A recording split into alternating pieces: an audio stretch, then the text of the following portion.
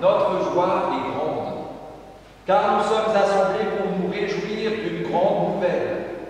Jésus est ressuscité. Et à travers le don de sa vie, il nous offre la vie auprès du Père pour toute éternité. Oui, notre Dieu est le Dieu victorieux. Alors laissons éclater notre joie et laissons cette joie se manifester en actes, en signes d'amour et d'espérance, pour nous et pour tous ceux que nous aimons, aujourd'hui et demain, et les jours d'après. Avec le premier chant, faisons monter notre louange au cœur du Dieu d'amour, qu'aujourd'hui toute la terre, les 5 strophes.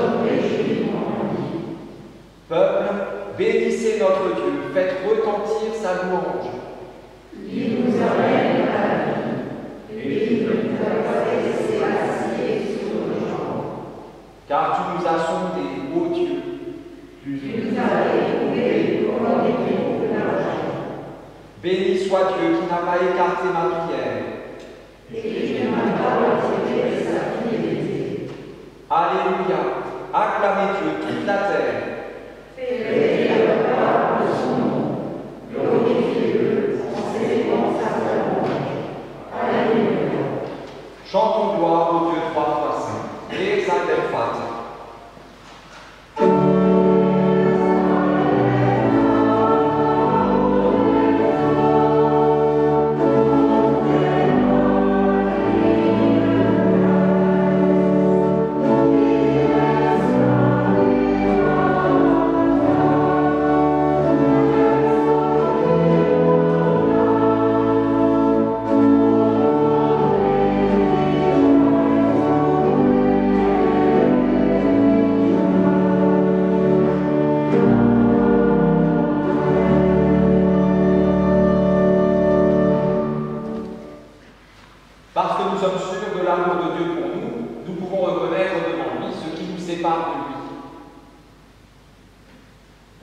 Seigneur notre Dieu, autant que nous l'avons pu, autant que nos forces nous l'ont permis, nous t'avons cherché.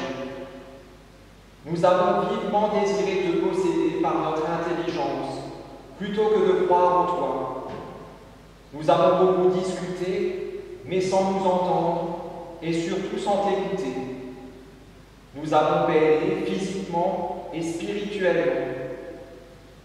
Seigneur notre Dieu, toi notre unique espérance, exauce-nous et ne nous laisse jamais nous lasser de te chercher, mais ravive en nos cœurs l'ardent désir d'être tout près de toi.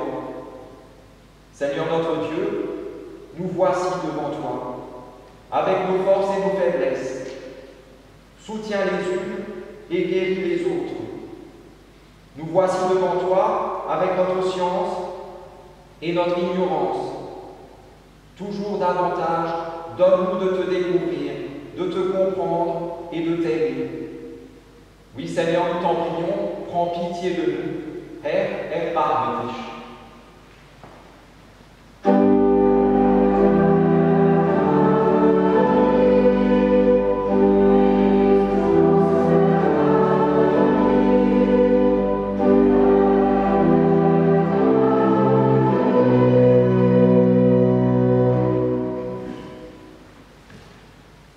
Que celui qui aime Dieu se réjouisse, car voici ce qu'il proclame à son intention au chapitre 1er du livre de la Genèse.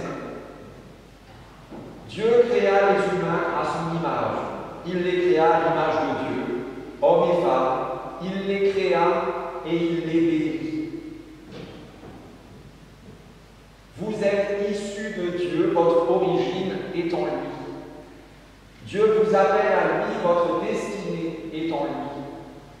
Vous êtes créés à son image, vivez comme ses divins enfants, car il est votre Père. Pour cette merveilleuse nouvelle, chantons-lui notre reconnaissance, exaltons le Seigneur, et sei Gott in der Höhe.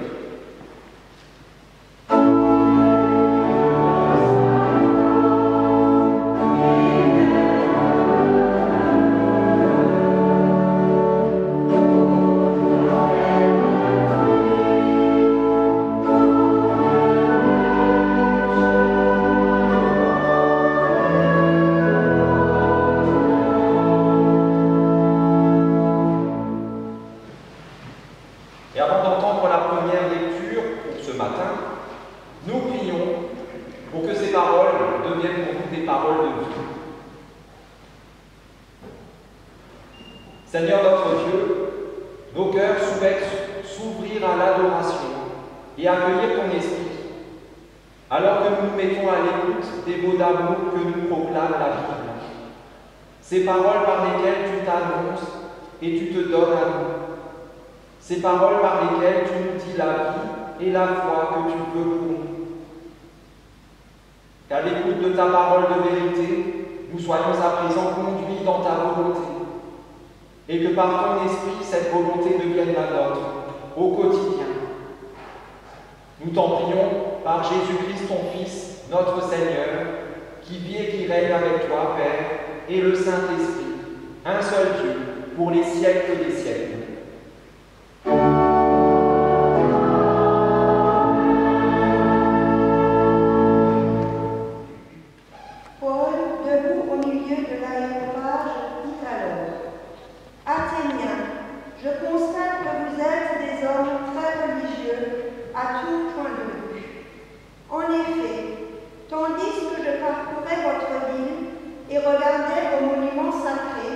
J'ai trouvé même un autel avec cette inscription: à un Dieu inconnu.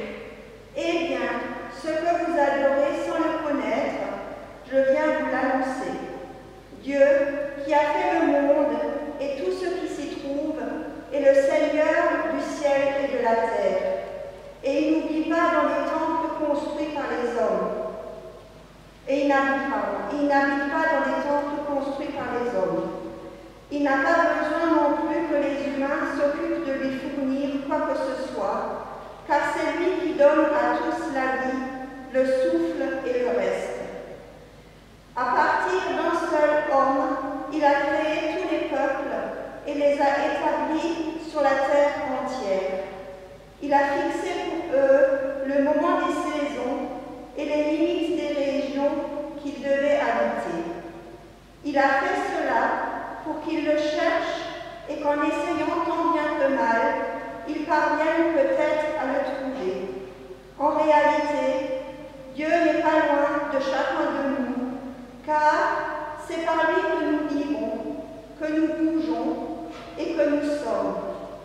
C'est bien ce que certains de vos poètes ont également affirmé. Nous sommes aussi ses enfants. Puisque nous sommes ses enfants, nous ne devons pas penser que Dieu soit semblable à une idole d'or, d'argent ou de pierre, produite par l'art et l'imagination de l'homme.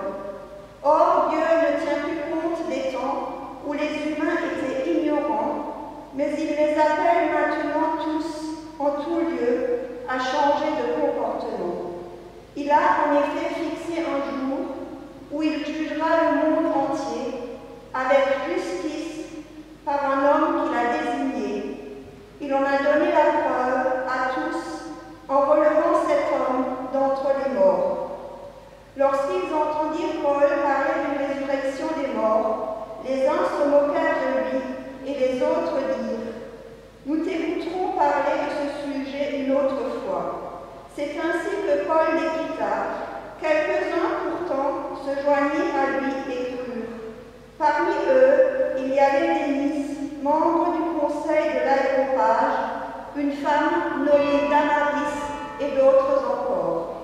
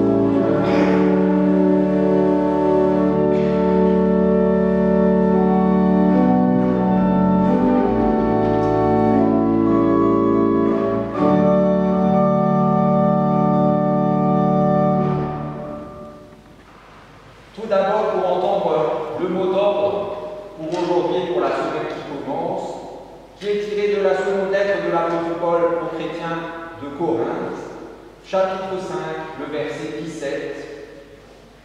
Si quelqu'un est en Christ, il est une nouvelle créature. Le monde ancien est passé, voici qu'une réalité nouvelle est là. Acclamons l'Évangile en chantant Alléluia.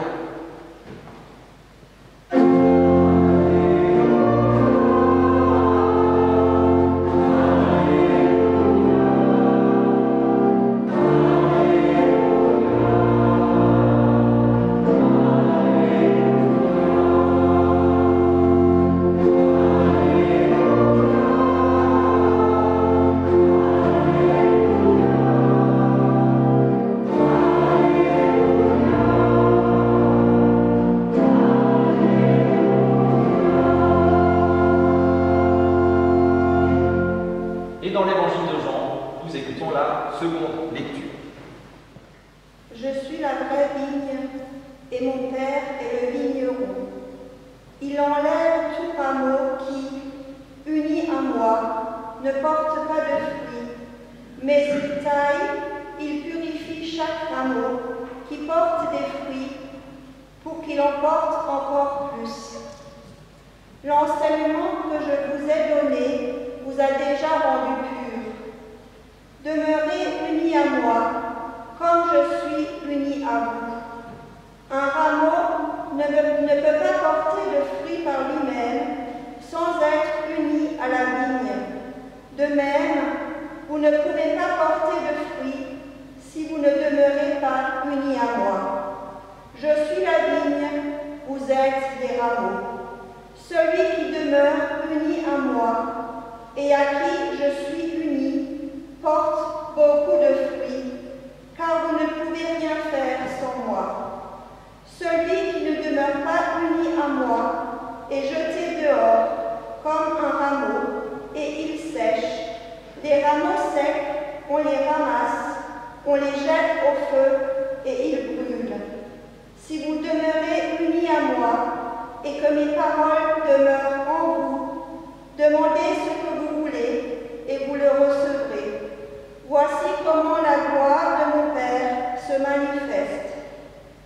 Quand vous portez beaucoup de fruits et que vous montrez ainsi mes disciples, voilà. Seigneur, ta parole est la vérité. Enseigne-nous à marcher selon ta vérité. L'Obsaïdir au Christ.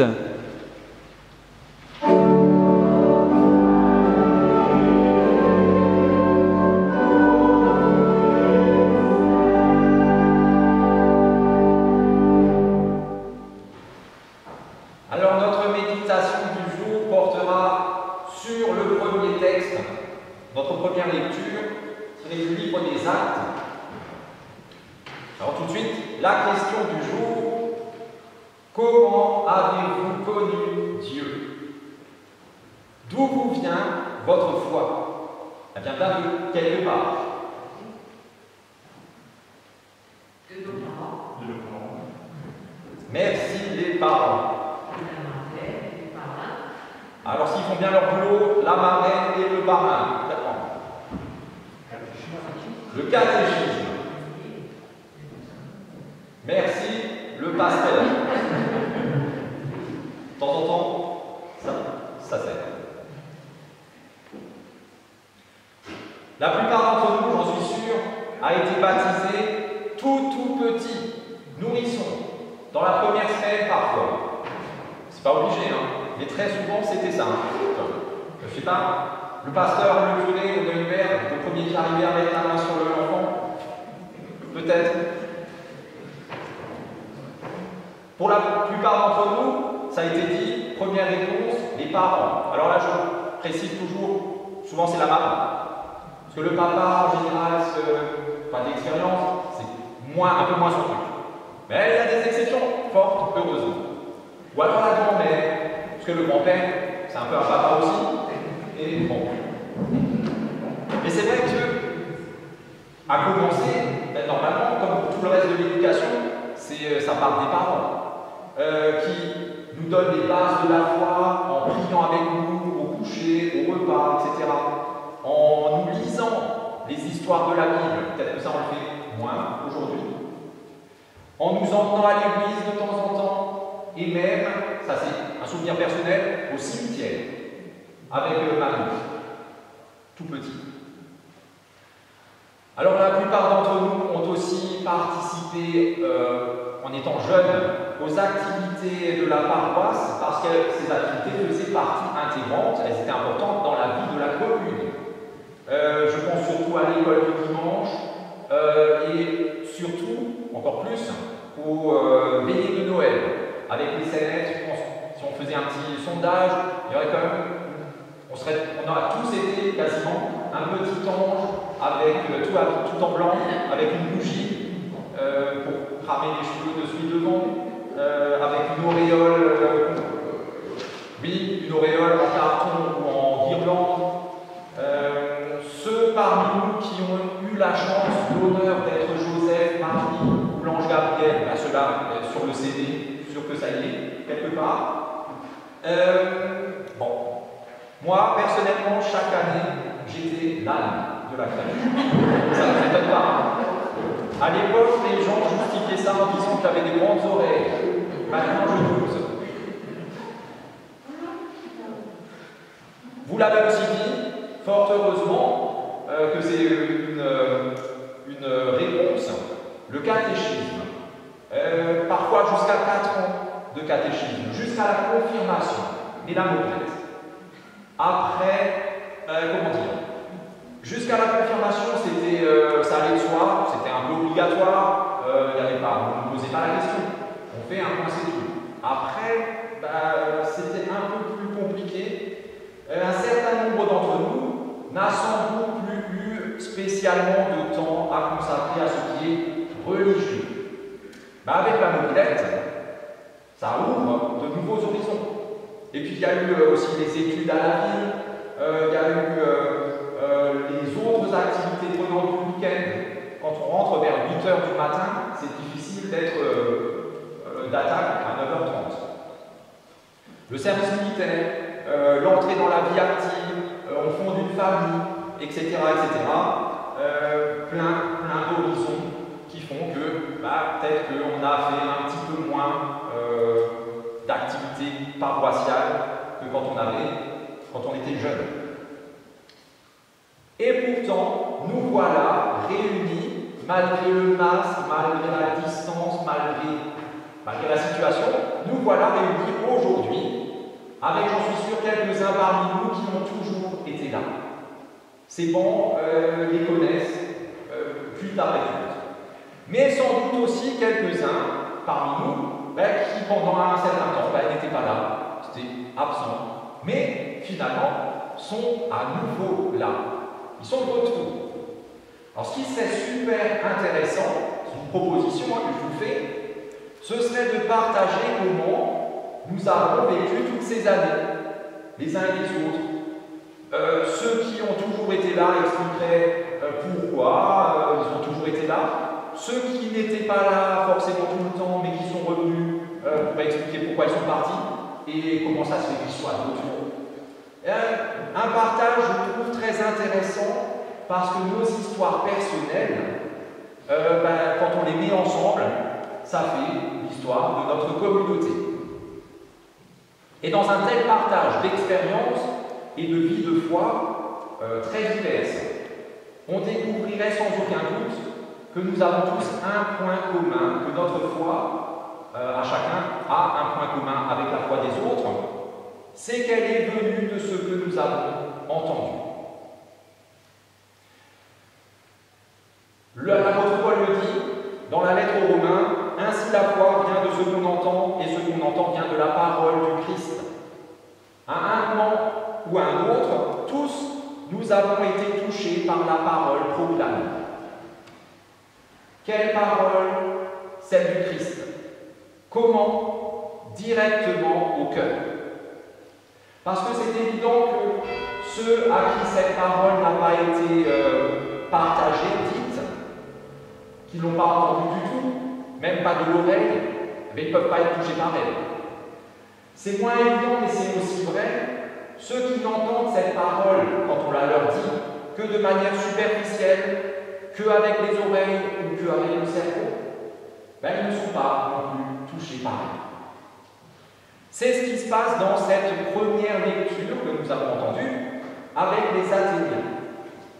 Comme la plupart des êtres humains, ces Athéniens ont une certaine connaissance quasiment innée du divin. Déjà, ils partagent cette intuition généralisée qui nous fait dire à tous, il doit forcément y avoir quelque chose. C'est pas possible autrement. Mais il doit y avoir quelque chose de plus grand que nous, sinon c'est triste. Il doit bien y avoir quelque chose qui a créé tout ça, qui est à l'origine, qui a fait le premier schtuss, je ne sais pas comment on dit, pour lancer l'univers, c'est pas possible. Et il doit bien y avoir une raison aussi à ma présence ici. Cette intuition qui émane aussi, là on a de la chance d'être à la campagne et qu'il fasse beau, en plus pour un week-end, vous ouvrez les yeux, vous regardez bien que ces fleurs, vous dites c'est pas possible, que ça vienne du hasard, c'est pas possible. Une intuition du divin qui vient aussi de l'intelligence, parce que nous savons penser. Et pour les Athéniens, c'était encore un niveau peut-être au-dessus de nous, parce qu'eux, ils avaient l'héritage de Platon, Socrate, Aristote et tous les autres. Ils étaient bercés dans ça, nous, peut-être un peu moins.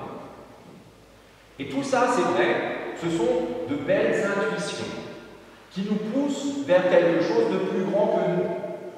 Malheureusement, ça c'est mon avis, ces intuitions, quand on les considère, on a quand même plus de questions que de réponses. On est quand même un petit peu sur notre faim, il y a plus grand que nous, d'accord, mais quoi? Ok, je ne suis pas là par hasard, mais pourquoi je suis là? Et là, Paul entreprend avec subtilité d'expliquer tout ça aux Athéniens. Comment s'y prend-il? Alors il est très futé, très subtil. Les premiers jours, il commence par se promener dans la ville, ça on l'a pas lu, c'était juste avant, et il les observe, un peu comme un touriste, mais un touriste attentif. Il les scrute, il les étudie, surtout il les rencontre. Il ne fait pas que passer comme ça de loin. Non, il va directement au contact, il discute avec eux, il les questionne, il apprend à les connaître. En fait, il s'intéresse à eux. Il s'imprègne de leur mode de vie, de leur culture, de leur pensée, mais aussi de leurs croyances. Et lorsqu'il est prêt, lorsqu'il trouve qu'il les connaît suffisamment pour pouvoir vraiment discuter avec eux, lorsqu'il a trouvé aussi la meilleure façon de leur dire ce qu'il a à leur dire, et il sait que ce qu'il va leur dire, ça ne va pas leur plaire, pour la plupart. Alors il y va. Et il applique, en fait, ce qu'il nous dit faire dans une autre lettre, 1 Corinthiens 9, verset 22, il dit ceci. « Je me suis fait tout à tous. Quand je m'adressais à des gens faibles dans la foi, je me faisais faible avec eux. Quand je m'adressais à des gens forts dans la foi, je me faisais fort avec eux. » Paul s'adapte à son auditoire. Il adapte la forme de son message, mais pas le fond. Son message est le même, c'est juste dit de manière ou avec des mots différents. Pour que les autres puissent l'entendre. C'est ce que Jésus faisait quand il racontait des paraboles. Il prenait la vie quotidienne des gens, il en faisait une histoire qui expliquait Dieu et la relation qu'on peut avoir à lui. C'est ce que la Réforme a fait, nous sommes les enfants de la Réforme. Si nous chantons en allemand et en français, c'est parce qu'on comprend l'allemand et le français, c'est pas parce que c'est joli. Sinon on aurait pu rester au latin, au grec et à l'hébreu. C'est ce que nous faisons aussi naturellement les uns et les autres quand par exemple on a quelque chose à demander à un ministre ou au président directement, on a une requête, et bien on n'y va pas comme si c'était un pote ou qu'on a invité à un repas, un barbecue. On y met les formes.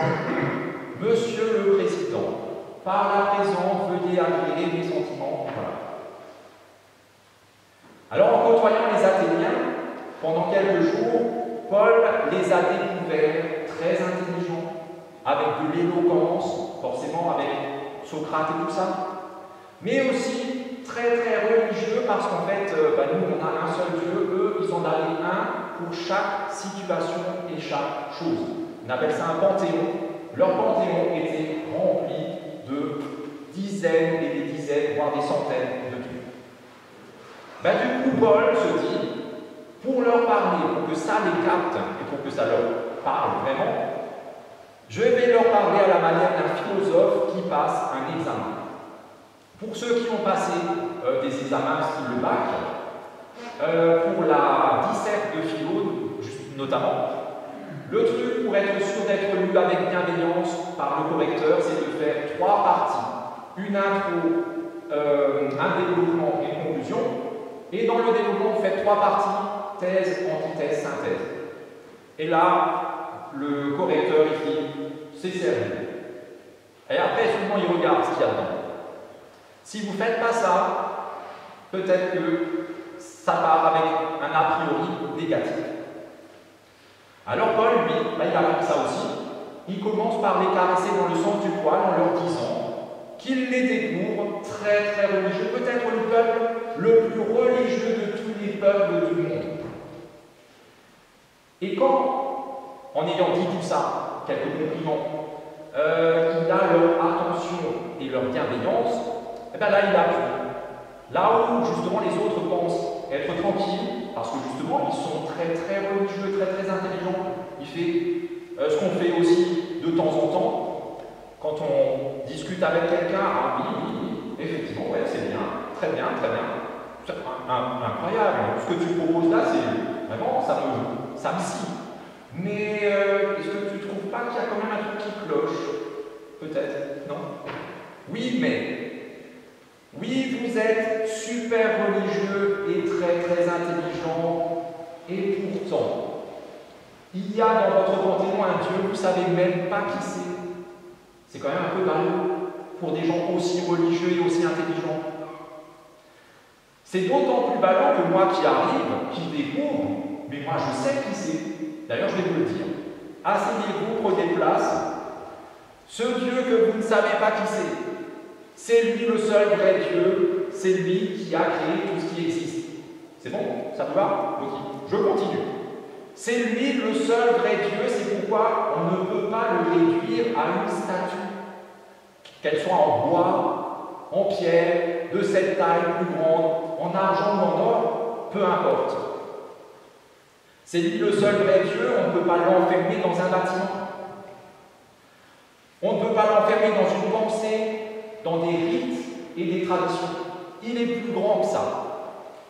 C'est lui le seul vrai Dieu, il n'a même pas besoin de nous, de nos prières, de nos offrandes, de notre foi imparfaite. Il est encore plus grand que ça. C'est lui le seul vrai Dieu, c'est lui qui nous donne tout, à commencer par la vie. C'est lui qui se donne à nous, nous qui le cherchons. Si lui ne se donne pas, notre recherche est vaine. C'est lui qui nous redonne la vie, parce qu'en fait, il a vaincu la mort. C'est le seul Dieu qui a terrassé la mort. Il a relevé Jésus d'entre les morts, et cette vie renouvelée, aujourd'hui, il nous l'offre. Et c'est à ce moment-là, quand il a dit ça, que Paul les a perdus, pour la plupart, en tout cas d'entre eux. Parce que pour les Athéniens, et là on est quand même quasiment des Athéniens, on est aussi des enfants de cette pensée. Pour les Athéniens, la résurrection est une pure folie parce qu'elle n'est pas intellectuellement compréhensible. On ne peut pas la comprendre avec le cerveau. Et c'est vrai, ils ont raison. La résurrection n'est pas un concept démontrable avec des formules mathématiques. Mais là où ils se trompent, c'est que, à cause de ça, parce que ce n'est pas démontrable comme ça, ils disent que c'est faux. C'est un mensonge. Pourtant, on l'a dit assez fortement à Pâques, et on le dit à chaque fois, la résurrection de Jésus est la base de notre foi. Malgré notre caractère aussi cartésien, pour nous, la résurrection est vraie. Elle est réelle. parce que nous l'avons entendu proclamer directement dans notre cœur. On n'arrivera pas à l'expliquer, mais on sait, c'est vrai. Si nous sommes là aujourd'hui, c'est bien qu'à un moment de notre vie, cette bonne nouvelle du Christ nous a touchés directement au cœur. À un moment ou à un autre, cette folie est devenue notre vérité. Cette impossibilité est devenue notre foi. Ce don d'amour est devenu notre vie. Alors puissions-nous continuer à nous laisser toucher au cœur, encore et encore par cette bonne nouvelle. Jésus, le seul vrai Dieu, est ressuscité, et sa vie renouvelée, il nous l'offre en partage. Amen.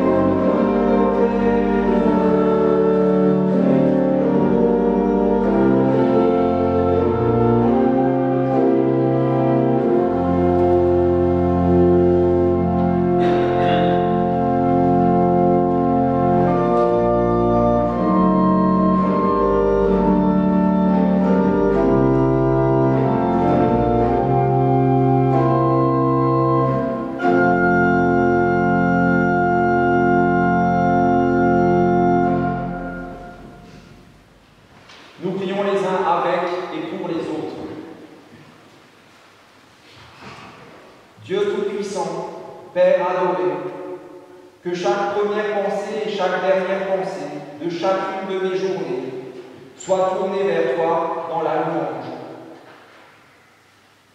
Pour chacune des merveilles que tu distilles dans ma vie, sois loué. Pour l'ensemble de ta création et pour ma personne, sois loué. Pour ta venue dans ce monde à ma recherche, sois loué. Pour toutes ces personnes que tu places dans ma vie, pour m'entourer de leur affection, sois loué. Pour le soutien et l'assurance que tu me procures, sois loué. Dieu Tout-Puissant, Père adoré, je te confie tous ceux pour qui il n'est pas facile de te louer. Pour tous ceux que la peur du lendemain empêche de dormir, donne-leur courage et discernement. Pour tous ceux qui souffrent sur leur lieu de travail et que guette la dépression, donne-leur la paix ou l'opportunité du changement libérateur. Pour tous ceux dont le découragement et la tristesse sont si grands qu'ils n'arrivent même plus à se lever le matin, rends-leur la joie de vivre. Pour tous ceux qui sont sans patrie, loin de chez eux, en fuite devant la guerre ou la misère, donne-leur d'être accueillis de sorte qu'ils puissent se construire un nouveau chez eux et retrouver l'espérance. Pour tous ceux qui sont gravement malades, ceux qui regardent la mort en face, et pour ceux qui les accompagnent et prennent soin d'eux, donne-leur la consolation de ta présence.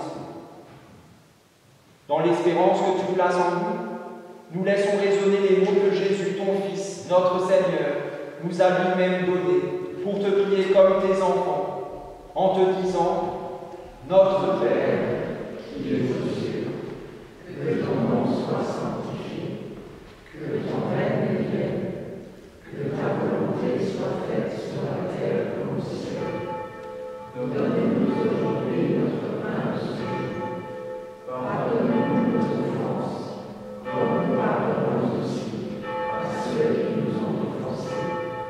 Et ne nous laisse pas entrer en tentation, mais délivre-nous du mal, car c'est à toi qu'appartiennent le règne, la puissance et la gloire, pour les siècles des siècles. Amen. Vous pouvez reprendre place et avancer le dernier chant des 3 strophes de Ins Wasserfeld-Weinstein. Une seule avant, c'est la seule que j'ai notée. Dimanche prochain, 2 mai, à 10h, à Obersusbach, culte avec installation, envoi, doit-on dire en ce moment, envoi des conseils presbytéraux de paroisse. Voilà. C'est tout. Et on peut chanter le dernier chant.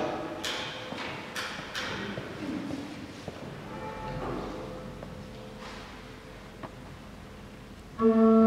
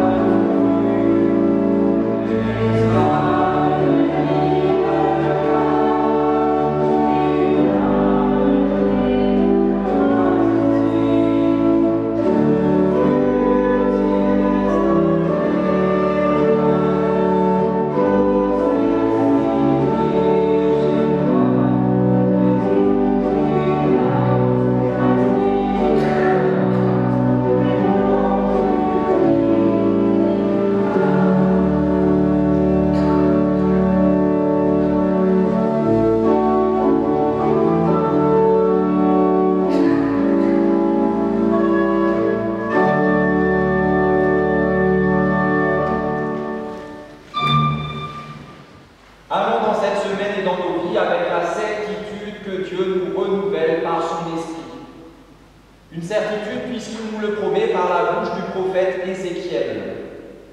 Lorsqu'il dit ceci, « Je vous aspergerai d'une eau pure et vous serez purs. Je vous donnerai un cœur nouveau et je mettrai en vous un souffle nouveau. J'ôterai de votre chair le cœur de pierre et je vous donnerai un cœur de chair. Vous serez mon peuple et moi je serai votre Dieu. » Aussi dure que soit notre vie, aussi lourdes nos difficultés, soyons dans la joie car le Christ, notre Sauveur, nous partage sa victoire sur tout mal. Et qu'ainsi Dieu notre Père, par son Esprit, vous accompagne et vous conduise, qu'il vous affermisse dans son alliance éternelle, en Jésus-Christ, son Fils, notre Seigneur. Et soyez bénis, vous êtes bénis. Amen.